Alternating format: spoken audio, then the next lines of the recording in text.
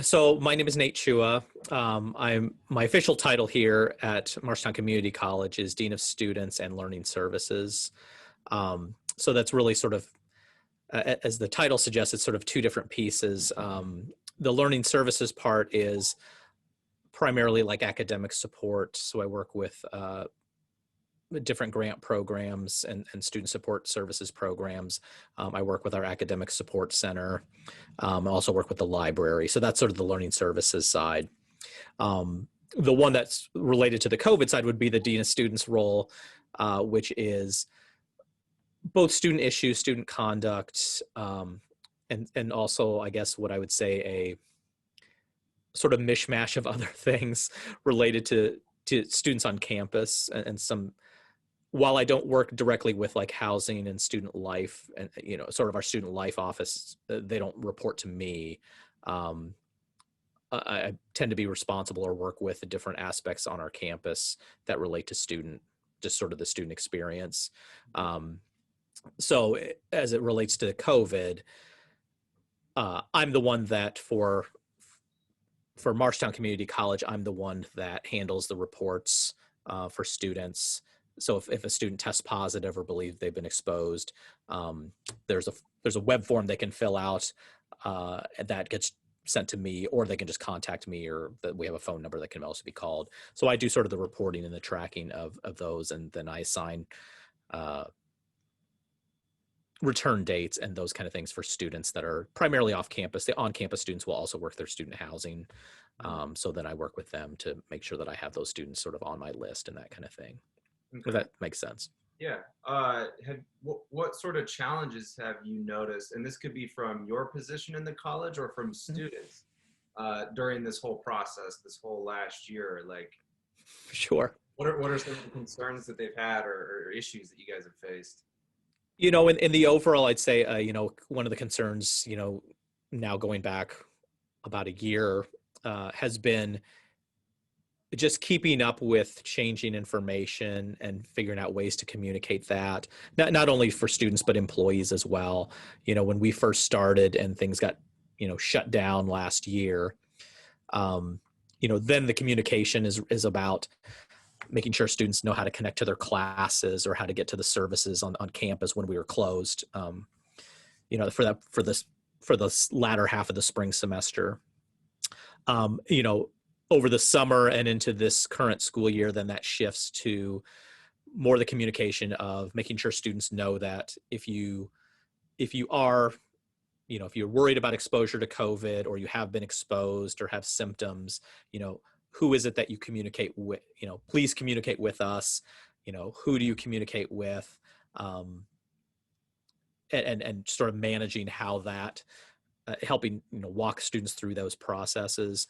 And then you get sort of the residual of that, I think, too, where it's, a student has to be out on a required quarantine, or they just think they've come down with symptoms and they think they should probably sit out.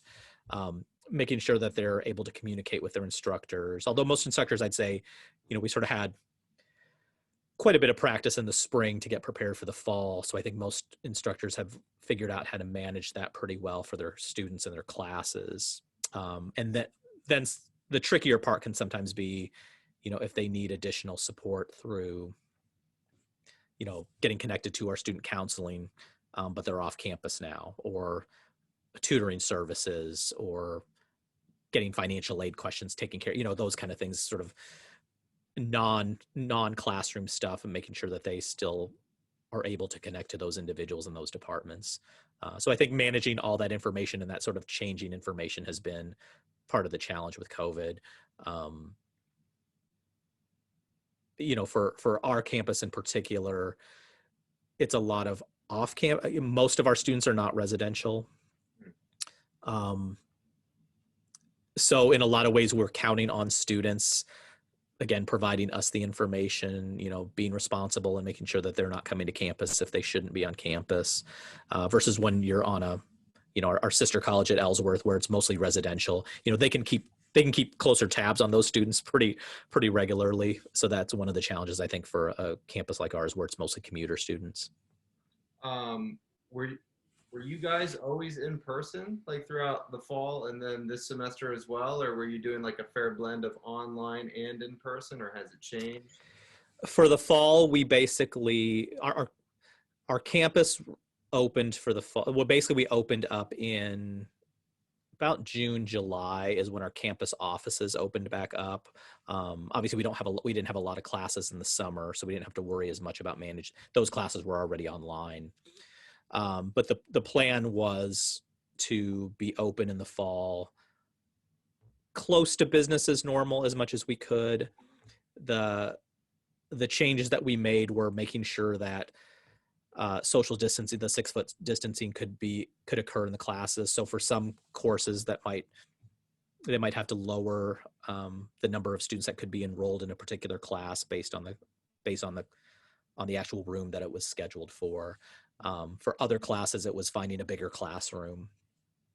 And then also having some courses did go more hybrid, where they had sort of a portion on campus. That's pretty common in like the sciences, where you've got labs where you just can't fit everybody in the lab space at one time. And then also the classes themselves had to sort of have that, whether the instructor chooses to utilize it every day, but having that sort of online or Zoom component built in, so that if we had to go offline for a couple of weeks, or go off campus for a couple of weeks, then they could easily switch to that, and students were already sort of practicing a little bit of how to utilize that. Or if we've got students that have to be in quarantine for a couple of weeks, they can still attend their courses via Zoom, even though it's an on-campus course. Have you been able to talk with students and see kind of like where their morale is at? Like one thing that Tracy and I had talked about is like grades have been an issue because people are doing things a lot more online, a lot more isolated. Do you get to have talks with students to like address those issues, like in your position? Like how do you in my role, as students that have concerns can always bring those to me. So in a non-COVID world, I deal with a lot of the student issues anyway. If it's an instructor complaint or a course complaint, a lot of times those will start with me. So students still have the ability to work with me if they have any questions or concerns. I'd say most of the feedback that I get are through my staff, who work more directly day to day with students. So in TRIO student support services, again, the advisors there are more likely to relay the feedback to me from students, as opposed to me necessarily talking directly to their advisees, which again, they're always welcome to come to me, but I feel like I get more of the feedback through my staff, either through like student support services or through the academic center or through the library. I think I started this story with the idea, like looking through the lens of students, but it's interesting to think about the fatigue for staff, and then maybe even for you, because this year, and then, even last year, like it's been super odd. So could you talk about the fatigue that is expressed from the staff or yourself in your position? Sure. Definitely from, again, to your other question, students are definitely tired of COVID and sort of the restrictions and the limitations that it puts on their education. And then, beyond whether they have to quarantine or, utilize Zoom when they hadn't, an online format when they hadn't originally planned on doing that. Most students have adjusted to that, but it's still, if they had the opportunity, I think they'd want things to go back to as much normal as possible. And I think that's the same for employees as well. I think from the staff side, again, staff was basically brought back in the summer, June, July, partially to prepare our campus for fall. So I think if you were to ask staff, we'd probably feel like we've been doing this a little bit longer. And at the same time, faculty have the sort of the extra burden of, working with students, having students in their classes on a pretty much almost daily basis, multiple times a day. And so, from their end of things, trying to just manage a class itself is always a challenge. Now I've got, these two students have to be out for a couple of weeks and we've got a test coming up, so having to adjust those things on the fly are pretty challenging. And then just the feel of our campus is definitely different. And I think, going into the school year, it's pretty common for us to comment about, it's exciting, it's energetic to have students back on our campus. And I don't know that we necessarily felt quite that same way this fall. Yeah. We were excited to get things moving forward, but we just don't see as many cars in the parking lot. We don't see as many students. Students are coming to class, but they're not hanging out as much. It's like they're probably more likely to go to their classes and then go home.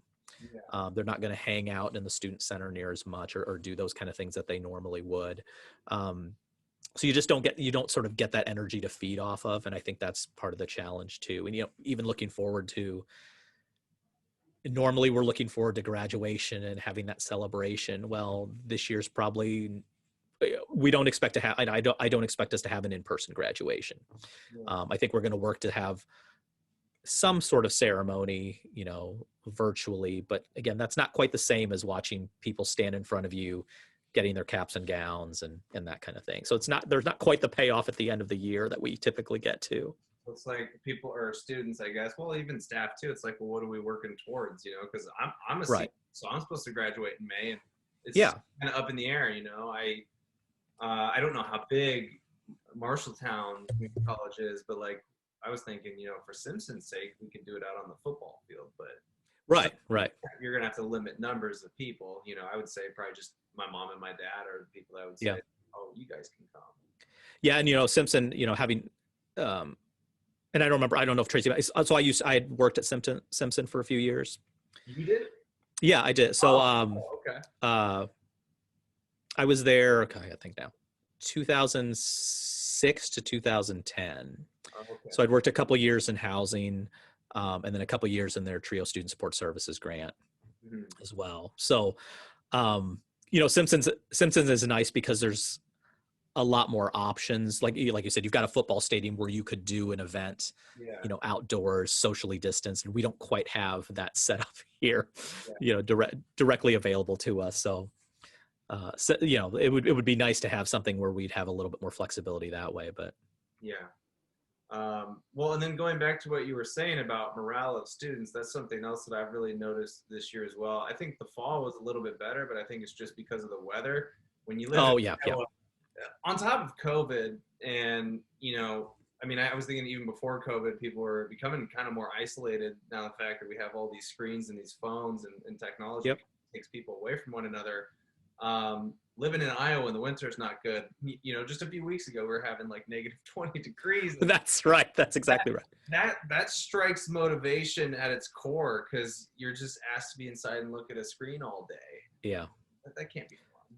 Well, no, and like you said, as a senior, I've said this to a number of different people. Like, I can't imagine either being at the end of my college career and having it be set up the way it's set up now, or being at the beginning of a college career, as a first year student and being like, so what is this what it's going to be like? It's not the same vibe. It's by any means. I mean, that's actually kind of where I got the idea from the story. For the stories that I actually wanted to start with freshmen, because everybody's college experience is compromised at this point, but freshmen strike me as something really interesting, because when you come to college, I think one of the most important aspects is in those first 2 weeks, because like Iowa State has Destination Iowa State. Yeah.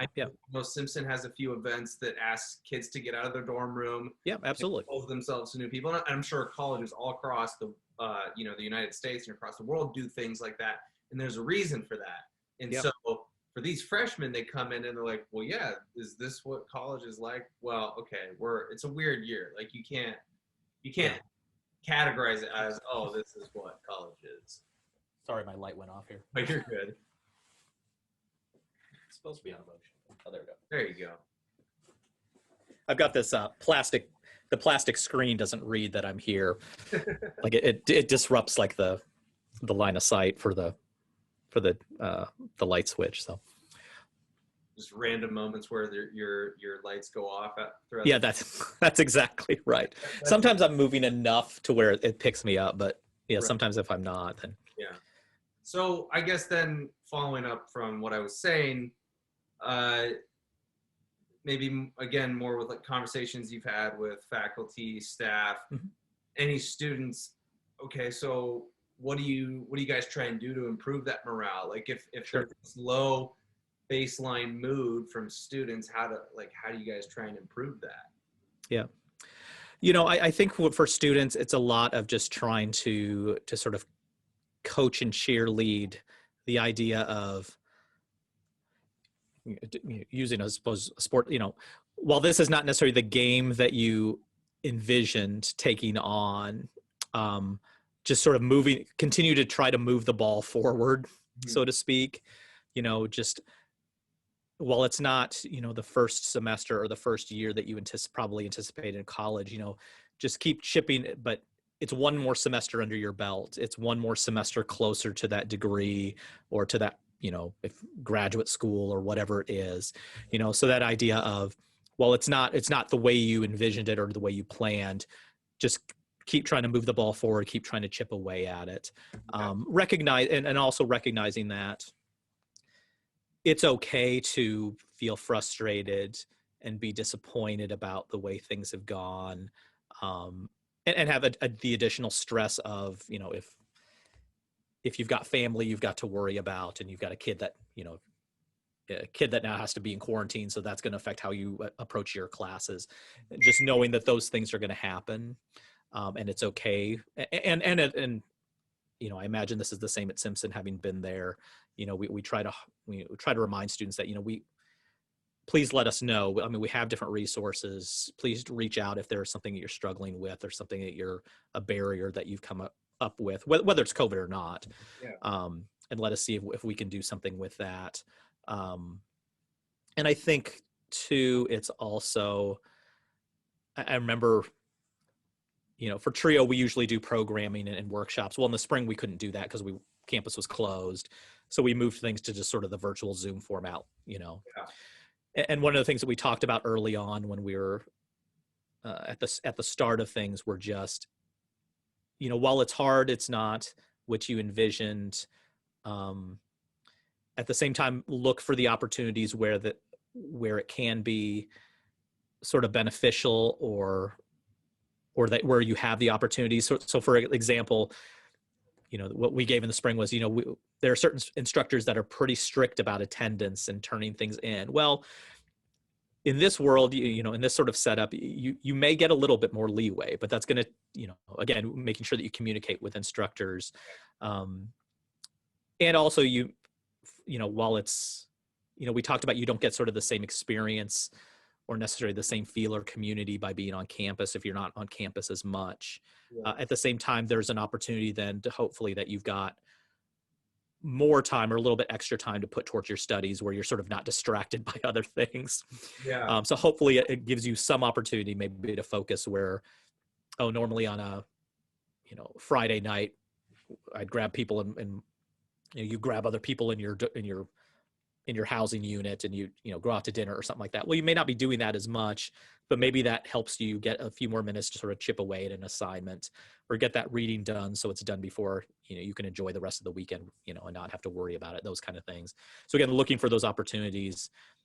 And again, I'm thinking of your situation as a senior where it's probably, you probably feel like it's limited in terms of, if you're looking, it's hard to do internships or Oh yeah. find work experience and search out that kind of stuff. At the same time, maybe there are ways to, more easily connect over Zoom with somebody, where you might not necessarily maybe couldn't quite connect as easily, sort of in the real world. It would be hard. It'd be making more phone calls and trying to set up an appointment, that kind of stuff. Where versus Zoom, it's like, yeah, it's easy for me to pop onto Zoom for 30 minutes, 45 minutes. It's a lot easier to carve that into my day versus somebody, traveling from, an hour away to come meet with me for, 30 minutes or something like that. So I definitely think it's convenient. I just think people are, students and professors are frustrated with, having to constantly be on Zoom. One of the things that I figured out with students, and I feel this way as well, is, I think everybody's a different type of learner when it comes to how you adjust to material. If you're an online learner, or if you like being in person. Me, I feel more accountable. I feel more engaged when I'm in person. Absolutely. So thank goodness, other than the spring of last of 2020, that was, that last month was all online and we weren't on Yeah. campus. But since then, we've been able to meet for the most part online. But I mean, I can't imagine the people that are still continuing to do it online, for 2+ semesters. Like, Right. it's Right. like, well, and I mean, it depends on your environment too. Like, if you're in a dorm and you have a roommate, walking around, or an animal or something, like, there's just so many distractions. I'm lucky That's to live off campus and I have my own apartment, right. so it's not too bad. But Yeah. yeah, I think people are already distracted enough with Yeah. phones and things, and so when you put them, in their own environment and say, like, okay, well, you need to pay attention and do school, like, it's not that it's impossible, it's just very hard to do, especially for a long period of time. And I imagine it's probably spotlighted for a lot of individuals, and myself included, as as an employee. Like, I never worried about Zoom. So, like, what are the things that I'm good at or not good at about it? And again, thinking about your learning style, it's like, if you've just never taken an online course, you don't necessarily know what it is that you're not good at. Yeah. And then now when you're forced to do it, you're like, oh, I guess I need a computer that's running constantly. I have to be comfortable with having this camera on and me being on camera and getting myself off of mute and all the like, just the, For so sure. I think it'll be interesting to see sort of what the skill set is of the group that's going through, the sort of college students. When you go out into the workforce, you'll have some technology skills on there that you could boast that you probably wouldn't have if things were normal. I But remember yeah. I remember, like, in 2020 when this whole thing started tipping off, and then we came back to classes online, and my first professor, like the first class in the morning, he told us, he's like, honestly, he's like, this sucks, but he's like, you guys, this is honestly kind of a blessing because the world is moving towards this even before COVID. So Right. learning how to do this, learning how to engage with people online is going to be beneficial for you because you're going to need to know how to do that moving forward. But again, obviously, we didn't want the circumstances to go like that. But Yeah. I think there has been some positives out of this whole situation. Yeah. And again, kind of what we were talking about before, like, I think hopefully there are sort of opportunities or sort of skill building that you can pull out of the situation. Again, none of us would prefer that this is the way things are set up, but hopefully being able to find little bits and pieces that you can take away. Right. I don't know if your job entails this on, like, getting new students to come to your college. So since this year is compromised for students, is that Mhm. hard to sell that quote unquote college experience to kids now? Again, I don't know if you deal with that, but I don't, it doesn't directly, but I work close enough with the dean of enrollment, who oversees our admissions process. I think recruiting continues to be challenging. I think luckily now that, it's not like in the spring when everybody was sort of shut down and online. I think the ability to connect with the schools in terms of recruiting students has increased a little bit since the spring. I think the challenge is still, I think most schools don't really want college reps coming out and setting up a table and being in the building for an hour, on a given day. So then I think that forces people to be a little bit more creative. I feel like I've noticed with our admissions office, they're doing a lot more on social media. And we've also been we've been hosting more virtual events, and trying to be creative with virtual events. And the reality is, for some students, having been an admissions counselor years and years ago, and having been a student even longer than that, on some level, I'd probably much rather view a college presentation via Zoom than I necessarily would that person showing up at my high school, yeah, where I'm forced to, like, peppered with questions and you be pushed brochures and that kind of stuff. So on some level, it may actually work out better for students in terms of their comfort level to have things be at a little bit more of a distance. For Marshalltown Community College, as a 2-year college, I think one of the, I guess, selling points, if you will, would be, especially if students are closer by or local. I mean, you don't necessarily have to journey out. I mean, you have access to quality courses and quality education, but you don't necessarily have to, move to a campus and be sort of locked in a dorm. Yeah. You know what I mean? Where you may not be able to have that full college experience anyway. Right. The idea that you can still get the academic side of it, and possibly save some money, which then allows you to do other things and that kind of. Actually, I think, it would play into the favor of community colleges because Yeah.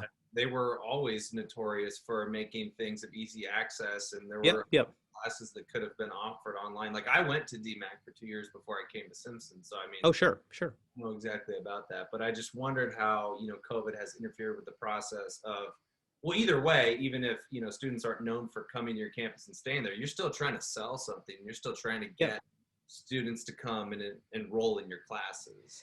It wouldn't surprise me, like from our athletics team, I think it's probably, as I've seen some of the coaches bringing, potential recruits on campus and that kind of, so, one, it's lucky we've been able to do that, to have recruits back on campus. But I do wonder from a student athlete, a potential student athlete perspective, or even a parent of a student athlete, you've got, it's quiet, sort of empty hallways, it probably doesn't quite have that energy, and that excitement that if I'm being recruited for a sport, I would want to see it. Hopefully what it is you're sort of seeing that in the different places you're going to, so it's not such a big surprise. But again, it's hard to sort of picture I imagine part of it for recruiting, it's hard to sort of picture yourself when the environments are so much more sort of sterilized and stale. Oh, for sure. And I'm sure that probably does go through their minds. And so then you were talking about resources a little bit. What do you guys offer as resources for students? Sure. Whether that be, again, something with their classes, their mental health, where can they turn to sort things out? So we have different things. For every student's assigned an academic advisor here. So a staff member that works with them in terms of their course registration and their scheduling, class scheduling, and those kind of things. But I think beyond that, that advisor also serves as oftentimes the entry point or that communication point if a student is struggling.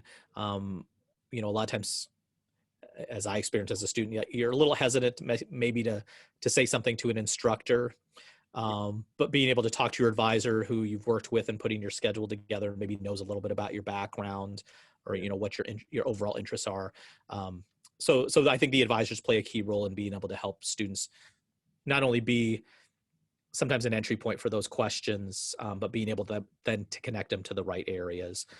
We do have a student assistance program, which is a personal counseling program here available to our students free of charge. And that's something that we especially encourage, students where, you don't necessarily know, you may not even know that you're frustrated about the way things are set up, but if you're feeling that anxiety or feeling overwhelmed, it's nice to have that resource here available on our campus. Right.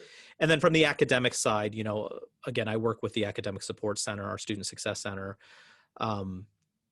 being able to, we've got assistance available in math and writing. Fortunately for me, both of those individuals are also adjunct instructors, so they know how to use Zoom. So if we needed to, when we were shut down, the campus was shut down, I could still send my writing assistants and my math assistants out there via Zoom. And so students could still connect and get help that way. And same with tutoring. We were prepared. I don't think we actually did any peer tutoring via Zoom, but we're set up to be able to do that, in that we've got a camera and computers in our Success Center that are available for students if they need to Zoom, or even if they don't need assistance, they just need access to a camera and a computer to get onto their class. We have that. So those have been sort of the primary things I think we've had available. And then housing itself, they've got a number of different resources and sort of systems set up to help students. So if students have to quarantine for a period, we've got meal services prepared for them, and being able just to get them, they're still trying to figure out how to do as many sort of events and social things, socially safe things, but still giving them the chance to not, so they're not just living in a building and occasion and going to class, Yeah. be able to have a little bit of that student life. Right. And hopefully as we get further along and vaccines are more widespread and, and that kind of thing, then maybe we'll get closer to normal going into next year. So we sort of make do as best we can right now. Yeah. I was going to say, my last question is like, what sort of advice or then optimism would you have getting through this spring semester? Yep. Vaccines are a bigger topic of conversation. I know a lot of people that have gotten vaccines. Yep. What are your hopes moving forward into the summer and then ultimately the fall of 2021? Probably a bit of my soapbox is hopefully, everybody's going to have their thoughts and opinions on not only COVID, but, vaccines and all that kind of stuff. The hope is that people will make the right choices for themselves and for their communities in terms of being safe and being healthy. And while I've yet to meet a person that likes having masks, understanding that we do that, and we have a mask policy on our campus, in the hopes of keeping people as safe as we can, as much as we can control it. That's the best we can do to control things. And then just with that on the horizon, knowing that things will improve, like things will get better. Hopefully, the college experience, especially for, our young students or newer students, hopefully that we're getting closer for you to being able to have that college experience that you probably envisioned when you started this process. We are getting closer to that every day. And at the same time, we talked about, opportunities in sort of this Zoom and an online world that you wouldn't necessarily have, not only to, build skills and that kind of thing, but being able to maybe take advantage and broaden that experience through the virtual world, and being able to find new opportunities where you wouldn't necessarily look for in sort of your traditional college experience. Again, I think the days when we're closer to normal are definitely coming. Yeah. And at the same time, that sort of resilience that, this was a bit what we talked about with students in the spring, the resilience that you're able to show, and it just gives you one more thing to prove to yourself of how you're able to, why the college education that you're seeking is worth it. And you will come out with a different sort of skill set and different sort of war wounds than students prior to you. I guess Again, it'll be interesting to see, as students go out and start interviewing and for jobs, and that, students that are getting ready to like yourself, that are getting ready to graduate, your future, potential employees are going to be more shocked if you say, well, yeah, I don't really know how to operate Zoom or Google Meet or anything like that. They're going to sort of expect, like you've had now, but unfortunately you've had a year where you've been sort of force fed the ability, these sort of environments and skill sets to develop, so again, there will be, and as you mentioned before, as our world becomes increasingly more digital and virtual every day, like hopefully that will be an advantage, sort of an unforeseen advantage for students that are in the sort of pandemic college life right now, where they'll again get a sort of a fast track to building some of these skills. And getting that sort of that virtual experience a little bit faster than they necessarily would have. Yeah, I think those are some good takeaways. That's to have pride, I guess, in the fact that you got through so much tough shit. Yeah. I mean, that's something we really tried to, it's a somewhat of a, we kind of look at it as a badge of honor. It's like you not only is college is hard enough as it can be hard enough as it is, and it can be challenging enough to get through college anyway. Now we've given you an extra layer to make it that much more difficult, and extra barriers. And so the ability to stand at the end of things, college diploma in hand, maybe not on a stage, but people say, you know what, I got through it, and I got through it in about the toughest way you can do it. That's something that hopefully students will be able to take pride in. I think they will. I mean, it's kind of, just having this conversation with you has kind of changed my attitude towards it. It's like I said, it's very hard for people to look at the positives of this whole situation, because I feel Oh, absolutely. it's been negative the entire time. You know, the talk of it, you know, how you see Yep. it in the media, and then the fear in that, and then thinking that you may contract it and give it to other people. Yep. Yeah, for people in college, or especially kids that are graduating, I think like that's a good message, is to think about it a different way, like how much stronger it's made you. Like I can't tell you how many days I feel frustrated about how things are going, you know, and it's hard Oh because yeah.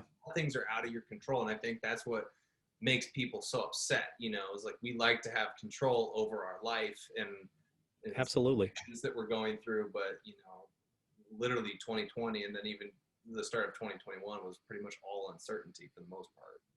You know, I imagine most people seek a college education to better their lives Yeah. and, you know, open the doors to more experiences. And then you get a situation like, you know, sort of the pandemic college experience where you probably feel like now that's narrowed so much more and so much more limited things I'm not able to do. And while that's true, at the same time, again, the hope is that at the end of it all, you've acquired some skills and acquired some experiences that you wouldn't necessarily have, and that's something that you can sort of put in your back pocket and use further on down the road. So Yeah.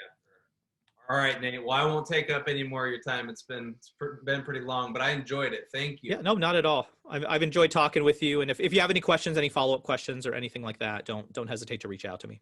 All right, sounds good. All right, thanks, Cole. Have a good day. Hey, you too. Take care.